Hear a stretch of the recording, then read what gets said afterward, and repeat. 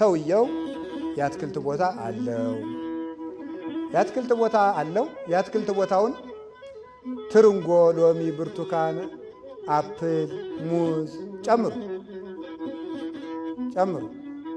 ፓፓዬ ጨምሩ፣ አናናስ እሺ ጨምሩ፣ ወይን ጨምሩ፣ እሺ ጨምሩ። ይሄንን ዘራና ጠባቂ ልሹ ማለትና አይ ቢበሉብኝ ይሳል። ስለዚህ እንዳይበሉብኝ እውርና ሽባ ልቅጠራል። እውሩ እንዳይበላው ወደ እሸቱ መሄድ አይችልም። ሽባውም እዶ እንዳይበላው እውሩ አይሄድም። ስለዚህ ምን ያደርጋል? እውሩ ምን ያደርጋል? ተመልከቱ።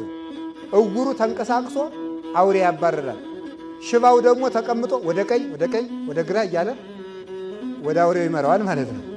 እንደዚያ እንዲያደርጉልኝ እነሱን ልቅጠር ብሎ አሰበ። ሰዎቹ በተንኮል ተማከሩና አንድ ብልሃት አሰቡ። እንማከርና እንብለዋል። ኋላ እውሩ እራለኩኝ አምሮቱ ገደለኝ አለ። ምኑ ሲባል የደረሰው እሸት ሸቶኝ። አንተ በሽታ ትላለህ እኔ እያየሁ ያለቅኩት አለ ሲለው፣ ከዚያ በኋላ ምን ተባለ መስላችሁ? ምን ይደረግ ሲባል አይ በቃ ተማክረን እንብለው። እንዴት አድርገን? አይ ለመብላት እንዲህ እናድርግ።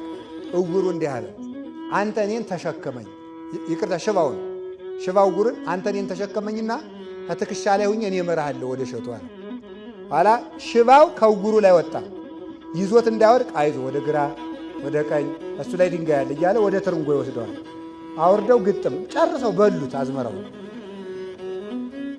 ጥያቄ፣ ሰውየው ሲመጣ በማን ይፍረድ? በሉሽም ፍረዱ እንግዲህ። በእውሩ ነው በሽባው? በራሱ። እሺ ከሁለቱ ያጠፋ ማን ነው? ሽባው ነው እውሩ ነው? ሁለቱም ነው። ይገርማል። ሽባው የተባለ ስጋችን ነው፣ እውር የተባለ ነፍሳችን ናት። የአትክልቱ ባለቤት እግዚአብሔር ነው። ሁለቱም ተጋግዘው ጠፉ ማለት ነው። አያችሁ፣ ሁለቱም ተጋግዘው ጠፉ። ስጋ ይሰራል፣ ክፋቱን ደግሞ አምሮቱንና መሻቱን ነፍስ ትጠቀመዋለች። ሰው በሰው በስጋውን በነፍሱም በደለ፣ በአንዱም እንኳን እንዳያተርፍ ሆነ ማለት ነው። ስለዚህ ውስጣችሁን በውስጥ ባለመፍረድ፣ በውስጥ በመንጻት፣ በውስጥ ርኩሰትን ባለመፈጸም መንጻት ነው። ንጽሐ ስጋ ከንጽሐ ነፍስ ጋር ያልያዙ ዘይት የጎደላቸው ናቸው። ውስጣችንን እግዚአብሔር ያንጻልን።